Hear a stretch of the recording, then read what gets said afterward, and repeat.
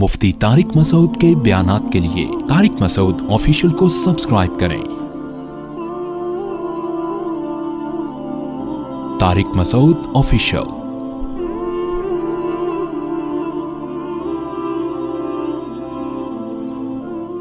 अफ़रअयत मन इत्तख़ज़ इलाहहु हवाहु। इंसान की ये नेचर है, फितरत है कि वो खुदा के तसव्वुर के बग़ैर, खुदा के कॉन्सेप्ट के बग़ैर ज़िंदगी नहीं गुजारता। दुनिया में जितनी भी कौमें आई हैं, सब ने किसी न किसी को खुदा बनाया था, किसी का सच्चा खुदा, किसी का झूठा खुदा।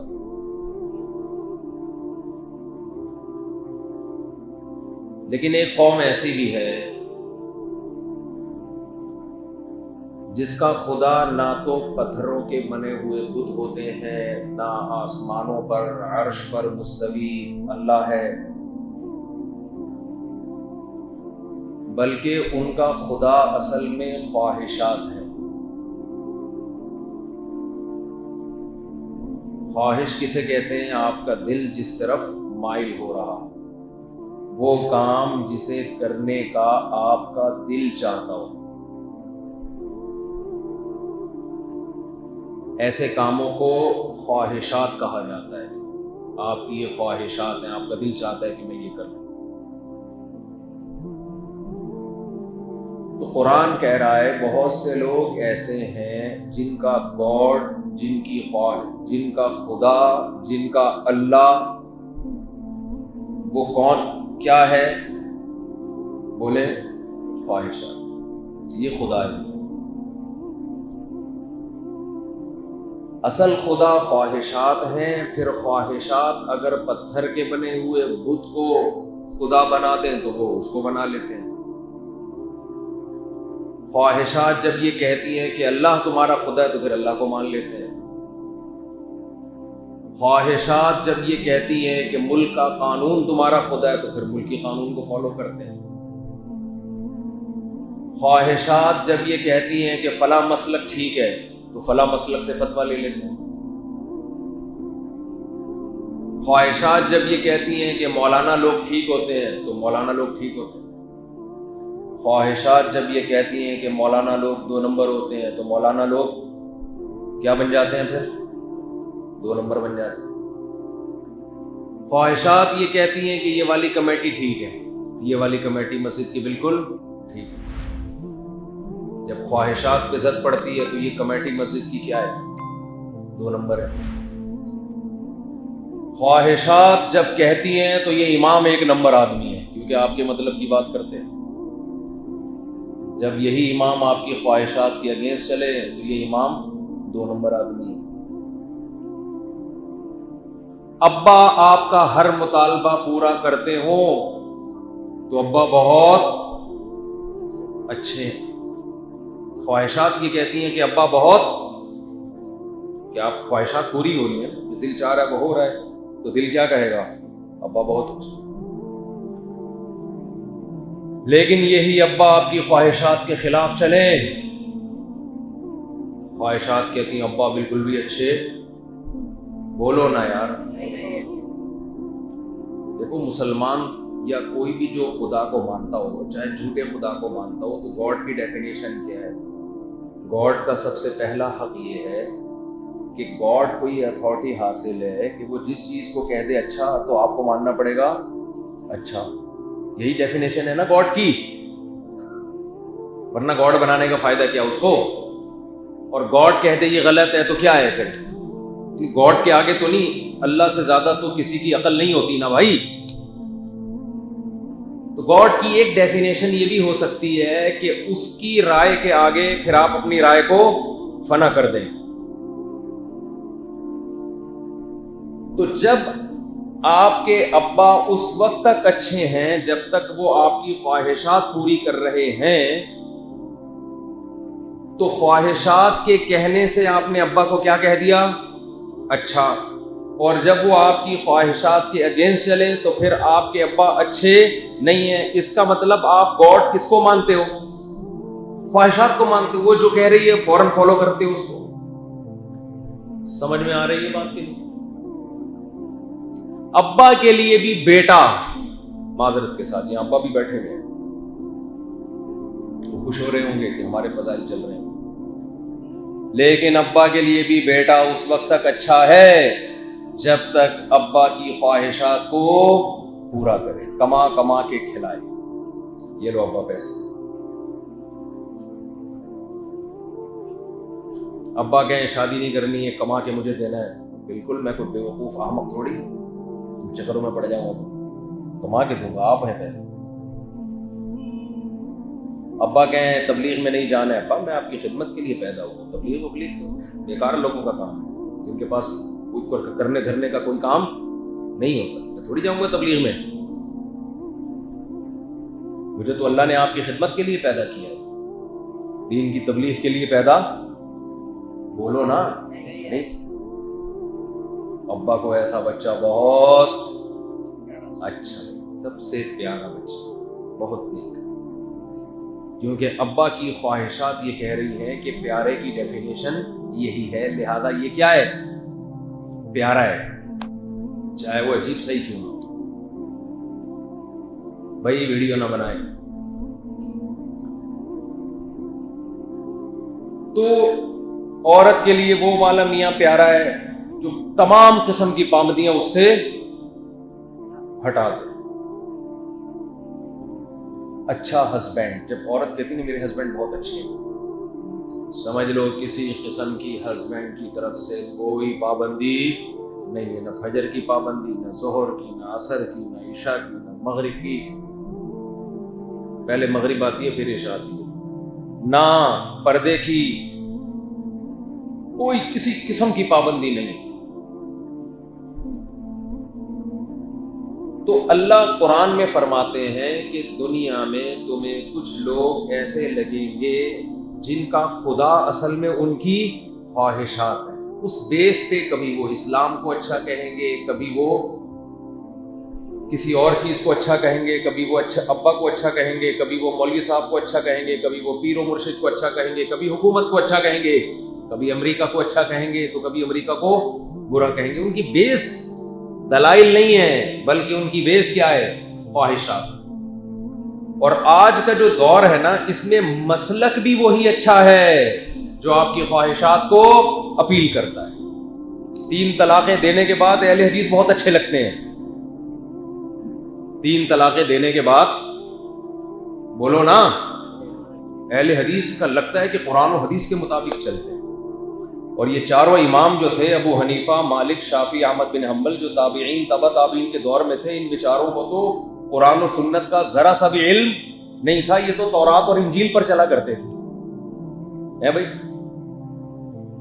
तुम्हें कुरान और हदीस अब समझाएंगे 15वीं सदी के मौलवी, और वो भी तलाक जैसे हसास मसाइल जिसमें बीवी के हलाल या हराम होने का जिससे ताल्लुक है। तो जब 3 तलाक़ें कोई देता है ना, तो उसको हनफी बिल्कुल भी अच्छे बोलो नहीं लगते, शाफी बिल्कुल भी अच्छे नहीं लगते, बल्कि इमाम हनीफा ही अच्छे नहीं लगते, ना इमाम शाफी लगते हैं, ना इमाम मालिक लगते हैं, ना इमाम बुखारी लगते हैं। सुबह शाम बुखारी की रट लगाएगा, 3 तलाक़ें देगा तो बुखारी कभी खोल के नहीं देखेगा। सही है ना? क्योंकि इमाम बुखारी की राय यही है कि 3 कितनी होती है, 3 होती है, कभी भी नहीं खोल के देखेगा, सुबह शाम बुखारी।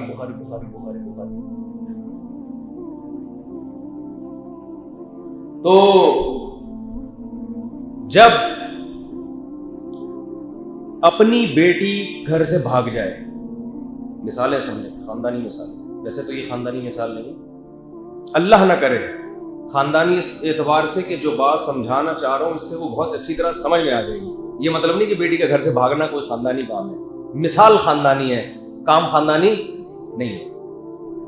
बच्ची घर से भाग गई, भागी भी बाप की कोताही से, वो निकाह नहीं कर रहा उसका टाइम पे, ना बाप दिलचस्पी ले रहा है ना भाई दिलचस्पी, हर रिश्ते में कीड़े निकाल के रिजेक्ट। एक तो ये उसूल याद रखें, जब घर में कुव्वत फैसला एक आदमी के हाथ में ना हो ना फैसले की, اچھا یہ بھی سمجھ لیں کہ رشتوں کے معاملے میں رشتہ داروں سے مشورہ کبھی نہیں لینا چاہیے. الٹی بات ہے لیکن تجربے کے بعد آپ یہ بات سیکھ جاؤ گے. کچھ باتیں ہم بظاہر الٹی کر رہے ہوتے ہیں لیکن وہ ہوتی صحیح ہیں.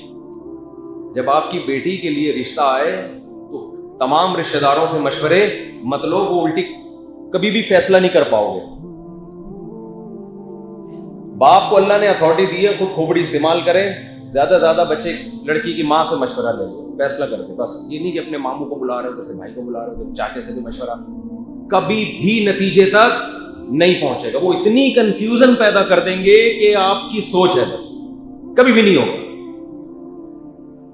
مشورہ لے لو زیادہ سے زیادہ بچے کی ماں سے, بچی کی ماں سے, بس خود فیصلہ کرو, سنا دو, رشتہ داروں کو بتا دو, ہو گیا. ابھی وہ کیڑے پھر بھی نکالیں گے, ابے کیا کر دیا, ابے تنخواہ نہیں دیکھی, ابے تنخواہ نہیں دیکھی, ابے شکل تو دیکھ اس کی, پیسہ ہی تھوڑی دیکھا.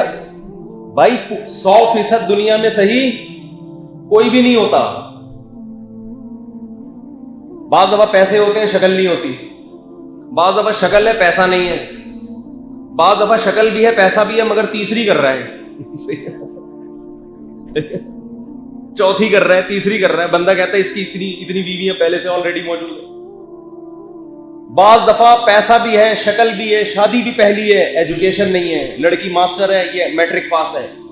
تو رشتہ داروں کا کام کیا ہے, بھائی تم ایجوکیشن تو دیکھتے, وہ ماسٹر ہے, یہ میٹرک ہے, کیسے کر دی. وہ یہ نہیں دیکھ رہے ہوں گے کہ 100% صحیح دنیا میں کوئی نہیں ہوتا, کیونکہ ان کو وہ غم نہیں ہوتا جو باپ کو ہوتا ہے اپنی بیٹی کے بارے میں. وہ تحفظات ان کو نہیں ہوتے, انہوں نے تھوڑی پالنا ہے. اس کو پتا ہے بھائی ابھی نہیں کی گناہ میں پڑ جائے گی. Some thing is better than nothing. کچھ نہ ہونے سے کچھ ہونا بہتر ہے. 100% تھوڑی کوئی صحیح ہوتا ہے. یہ کون سا 100% صحیح ہے؟ لیکن نہیں, بڑا خاندان ہے جی تو اس سے بھی مشورہ لینا ہے, وہ منجلے والے سے بھی لینا ہے, تو ماموں سے بھی لینا ہے, تو تایا سے بھی لینا ہے. وہ ناراض ہو جائیں گے, وہ کہیں گے ہم سے پوچھے بغیر کر دی. پوچھے بغیر ہی کیا کرو, پوچھ کے کرو گے کچھ بھی نہیں دنیا میں کر سکتے. مشورے کا سب سے پہلا اصول یہ ہے, مشورہ لینا سنت ہے, بہت تاکید ہے, لیکن لیا کس سے جائے گا, یہ بہت اہم نوٹ پوائنٹ کی بات ہے. داماد سے مشورہ لے رہے ہیں دوسری بیٹی کے بارے میں. ابے بھائی آپ کی ایک بیٹی ہے, اس کی شادی کرنی ہے, رشتہ آیا ہوا ہے, تو مشورہ کس سے لے رہے ہیں؟ دوسرے داماد سے. امکان ہے کہ وہ اپنے سے اچھے والے کو تھوڑی اس گھر میں برداشت کرے گا. کر لیتے ہیں, آپ جیسے دامادوں کے علاوہ کی بات کر رہا ہوں, لیکن اس کا امکان ہوتا ہے اس کو جیلسی شروع ہو جائے کہ یار میں میٹرک پاس, یہ سالہ پی ایچ ڈی آ گیا, تو میری تو 2 ٹکے کی حیثیت اس گھر میں نہیں رہے گی. 2 ٹکے کا نہیں, ویسے ہی نہیں 1 ٹکا تھا میرا ٹوٹل اس گھر میں, وہ بھی آدھا ٹکا ہو جائے گا. 1 ٹکے پہ چل رہا تھا. میرے ریٹ جو اس گھر میں لگے ہوئے تھے وہ کتنے تھے؟ 1 ٹکا. وہ ڈھاکہ کی وہ کرنسی ہے. تو اس کو اپنے ٹکے بڑھانے کے لیے ضروری ہے کہ یہ میٹرک ہے تو 8ویں والا آئے, اس سے اس کا 1 ٹکا 1.5 پہ کم از کم بولو پہنچ جائے, ورنہ نہیں پہنچے. اس سے مشورہ لے رہے ہیں. اس کو تو بٹھاؤ بھی نہیں محفل میں, اس کو بولو بھائی آپ کا اپنا کام ہے, آپ ادھر رہیں, آپ سسرالی ہو, بہت اچھی بات ہے, باپ بیٹی کا مسئلہ یہ ہمارا کام ہے, آپ کا کام. ہاں انکوائری کے لیے ان لوگوں کو درمیان میں ڈالا جا سکتا ہے, بتائے بغیر کہ ہماری رشتے کی بات چلی, انکوائری کروائیں ان لوگوں سے. بھائی سنا ہے تمہارا وہ ایک بندہ ہے, تو یہ نہ بتائیں کہ رشتہ چل رہا ہے, ویسے ہی کہ وہ ذرا تحقیق کرو, چھوٹا موٹا تو نہیں لگاتا, بیٹھتا کہ تحقیق کے لیے تو کسی جو بھی تحقیق کر سکتے ہیں ان کو استعمال کیا جا سکتا ہے. کیونکہ آج کل دامادوں میں سٹے کے کیس بہت آ رہے ہیں, شیشہ پی رہے ہیں اور پتہ نہیں کیا کیا کر رہے ہیں, ماوے کھا رہے ہیں, گٹکے کھا رہے ہیں. خیر, تو اللہ نہ کرے آپ کی بچی گھر سے بھاگ گئی, وہ بھی آپ کی غلطی سے, تو فوراً اہل حدیث سے فتویٰ لیں گے کہ جی بغیر ولی کی اجازت کے اس نے شادی کی ہے. قرآن حدیث کی روشنی میں بتائیں, باپ کی مرضی کے بغیر لڑکی اگر شادی کرتی ہے تو یہ نکاح کنسیڈر ہوگا یا نہیں؟ وہ فتویٰ دیں گے ولی کی اجازت کے بغیر لڑکی, بالغ عاقل لڑکی بھی نکاح نہیں کر سکتی. اور یہ تینوں اماموں کا یہی مذہب ہے, امام مالک, امام شافعی اور امام احمد بن حنبل کا یہی مذہب ہے, یہی رائے ہے ان کی. سمجھتے ہو؟ وہ جو حدیثیں لکھ کے دیں گے اس وقت اختلافی مسئلہ ہے تو دلائل دونوں طرف ہیں، تو وہ فوراً سمجھ میں آ رہی ہوں گی اور پھر فتویٰ لے جا کے سب کو دکھائیں گے۔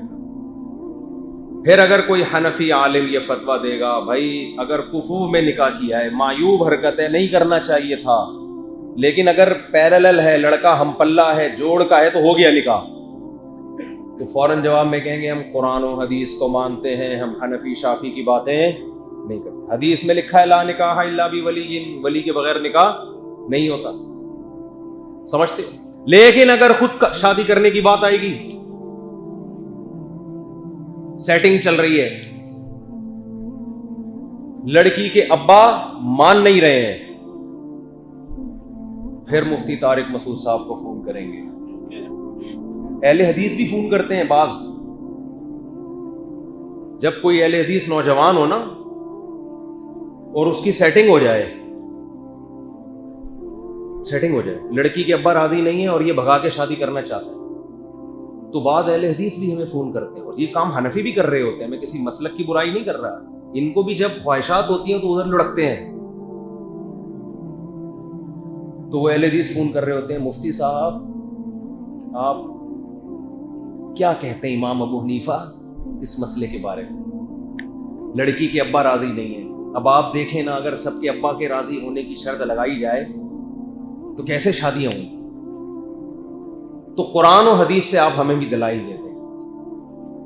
میں ان سے ایسے موقع پہ اگر مجھے پتہ چل جائے نا کہ اہل حدیث ہیں، میں ان سے کہتا ہوں کہ آج تک تو آپ قرآن و حدیث سمجھتے رہے ہیں اہل حدیث علماء سے، ان کا مسلک آپ کو لگتا تھا کہ یہ قرآن و حدیث کے 100% مطابق ہے، آج جب آپ میں ٹھڑک جاگ رہی ہے، لڑکی کو گھر سے بھگانے کا دل کر رہا ہے، آج آپ کو قرآن و حدیث کون بتائے گا؟ مفتی طارق مسعود صاحب بتائیں گے، کیونکہ آپ کو پتہ ہے یہ حنفی ہیں اور فقہ حنفی کا جو مفتابی قول ہے اس پہ یہ فتویٰ دیں گے، اور ظاہر دلائل اس طرف بھی ہیں، تو آپ کہہ رہے ہوتے ہیں کہ نہیں میں حنفی منفی نہیں ہوں، میں صرف قرآن و حدیث کو مانتا ہوں، آپ قرآن سے حدیث سے دلیل لیں۔ میرے پورے ایک تحقیق ہے اس پر ریٹن میں کہ امام ابو حنیفہ کے کیا دلائل ہیں کہ لڑکی اگر غیر کفو میں نکاح کرتی ہے تو نکاح ہو جاتا ہے، پورا مدلل تحریری فتویٰ موجود ہے، ایک ایک دلیل کا جواب مجھے معلوم ہے، میں نہیں دیتا ایسے موقع۔ سامنے والا اسلام کو فالو نہیں کر رہا، وہ کس کو خدا بنا رہا ہے؟ بولو، خواہشات۔ تو قرآن کیا کہہ رہا ہے؟ افرأیت من اتخذ الہہ ہواہ، کیا بھلا ان لوگوں کو دیکھا جن کا خدا کیا ہے؟ خواہشات ہیں۔ وَأَضَلَّهُ اللَّهُ عَلَىٰ عِلْمٍ، ان کو دنیا میں سزا یہ ملتی ہے کہ جو خواہشات کا غلام بنتا ہے، علم کے باوجود اللہ اسے گمراہ کرتے ہیں۔ گمراہی کی دو قسمیں، ایک علمی نہ ہو آپ کے پاس، اور ایک قسم جو آج کل مارکیٹ میں چل رہی ہے، علم ہے مگر فیصلہ کیا کرے گا؟ غلط چیز کی طرف جائے، علم کے باوجود آپ غلط چیز کی طرف جا رہے ہیں۔ خواہشات کی جو غلامی ہے، خواہشات کی غلامی یہ انسان کو حق سے ہٹا دیتی ہے۔ ہم نے اسلام کو فالو کرنا ہے، چاہے ہماری خواہشات کے اگینسٹ جا رہا ہو یا ہماری خواہشات کے مطابق۔ داڑھی رکھنا اسلام میں کیا ہے میرے بھائی؟ بولو نا یار، آپ کا دل نہیں کرتا، آپ بول دو یار میرا دل نہیں کرتا، شریعت کے حکم کو تبدیل نہ کرو۔ اعفوا اللحا وقصوا الشوارب، خالف الیہود والنصارى، یہود و نصارہ کی مخالفت کرو۔ سفید کپڑے پہننا اسلام میں افضل ہے، آپ نہ پہنو کوئی ضروری نہیں، لیکن اب یہ بھی ہو گیا علماء اکثر سفید لباس پہنتے ہیں، ان پہ بھی اعتراضات ہو رہے ہیں۔ ایک میں نے کلپ دیکھا ہے ابھی نیا مارکیٹ میں آیا کہ نبی صلی اللہ علیہ وسلم تو رنگین کپڑے بھی پہنتے تھے، اور علماء کو ہم نے بہت سو کو دیکھا ہے ہمیشہ کیا پہن رہے ہوتے ہیں؟ سفید۔ جب قرآن و حدیث غیر اہل لوگوں کے ہاتھ میں جائے گا نا تو یہی حشر ہوگا جو ہو رہا ہے۔ کوئی ساری زندگی سفید کپڑے پہنے بہت افضل بات ہے۔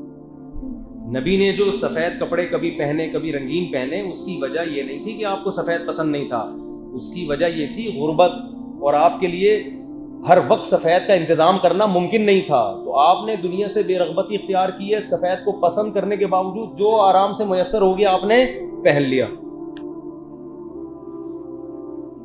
جو میسر ہو گیا آپ نے پہن لیا. اس کی مثال ایسے ہے جیسے حدیث میں آتا ہے کہ مردوں کو سفید کفن میں دفن کرو. حدیث میں آتا ہے سب سے بہتر رنگ لباس میں کون سا ہے؟ سفید. آپ اپنے زبان سے ترغیب کس کی دے رہے ہیں؟ یہ بھی محدثین کا اصول ہے، اور یہ تو اہل حدیث علماء نے بھی اس کو اصول کو مانا ہے. البانی نے لکھا ہے یہ اصول کہ نبی کے قول اور عمل میں جب تضاد ہوگا تو قول کو لیا جائے گا اور عمل آپ کی خصوصیت ہوگی. قول یہ ہے کہ نبی نے فرمایا کہ سفید لباس سب سے بہتر لباس ہے، اللہ کو پسند ہے. تو اس میں آپ اپنے قول سے کس کی ترغیب دے رہے ہیں؟ بولو سفید لباس. عمل کیا ہے؟ کبھی سفید کبھی رنگین، جو میسر ہوا پہن لیا آپ صلی اللہ علیہ وسلم. لیکن یہی بات مردوں کے بارے میں بھی ہے کہ مردوں کو کس کفن میں دفن کرو؟ سفید میں. ساری دنیا کرتی ہے کہ نہیں کرتی؟ حالانکہ نبی کے دور میں تو ایسا نہیں تھا. جو کلر میسر آیا مردے کو لپیٹ کے اس میں دفن. کیوں؟ اس دور میں ہر جگہ سفید کپڑا ملنا، وہ تو ایک ایک ازار میں گزارا کیا کرتے تھے، 2 چادریں نہیں ہوتی تھی ان کے پاس. لیکن آج وہ دور نہیں ہے، لٹھے کا سفید کپڑا ہر جگہ دستیاب ہے. آج آپ اتنا تکلف کر رہے ہو کہ کرتے پہ کڑھائیوں کے الگ سے پیسے دے رہے ہو آپ. ہے بھائی 10 قسم کی پتلونیں رکھی ہوئی ہیں. اتنا تکلف، کیا سفید کپڑے کا تکلف نہیں کر سکتے؟ جائز ہے رنگین بھی پہن سکتے ہو. لیکن چونکہ اس طرح کے بھی اسکالرز آ رہے ہیں جو یہ کہہ رہے ہیں کہ یہ کوئی نہیں ہے سفید. بھائی افضل بہرحال سفید کپڑا ہی، اس کی ایک الگ. میں آپ کو کہتا ہوں کچھ دن سفید پہنو، آپ کو رنگین اچھا ہی نہیں لگے گا. میں جو رنگین پہن لیتا ہوں گھر والے پہنا دیتے ہیں، اس سلوا کے رنگین سلوا پہن کے آ گئے ہم. تو اس میں بھی ہم تکلف نہیں کرتے کہ اب یہ کوئی فرض تھوڑی ہے کہ نہیں جی کوئی ایسا کوئی ہم نے کلمہ پڑھ لیا سفید کپڑے کا، ٹھیک ہے یار چلو یہ بھی ٹھیک ہے، یہ پہن لیا ہم نے، وہ بھی ٹھیک ہے، اے بھی ٹھیک ہے. پنجاب میں کہتے ہیں اے بھی ٹھیک ہے، اے بھی ٹھیک ہے، بس ہو گیا بس ختم. تو سفید کی ایک الگ روحانیت ہے. مردوں کو بھی اسی میں دفنایا جاتا ہے. حالانکہ دفنانا تو دوسرے کلر میں بھی جائز ہے، لیکن دفناتے کس میں؟ کیونکہ نبی نے ترغیب دی ہے اور ہمارے پاس وسائل بھی ہیں. جو مردوں کے لیے جب سفید کی اتنی ویلیو نہیں ہے جتنی زندوں کے لیے، کیونکہ مردے نے تو مٹی ہو کے دفن ہو جانا ہے، کیا سفید کیا کالا. زندہ تو چلتا پھرتا ہے. تو عجیب عجیب چیزیں آ رہی ہیں، لیکن طوطوں کی طرح حدیثیں رٹی ہوئی ہیں اور سمجھنے کی ذرا بھی صلاحیت نہیں ہے. تو افرأیت من اتخذ الہہ ہواہ، بھائی ہم نے اسلام کو فالو کرنا ہے، ہماری خواہشات کے مطابق ہو یا ہماری خواہشات کے خلاف. اللہ تعالی ہمیں سمجھنے کی، عمل کرنے کی توفیق عطا فرمائے. وما علینا الا البلاغ.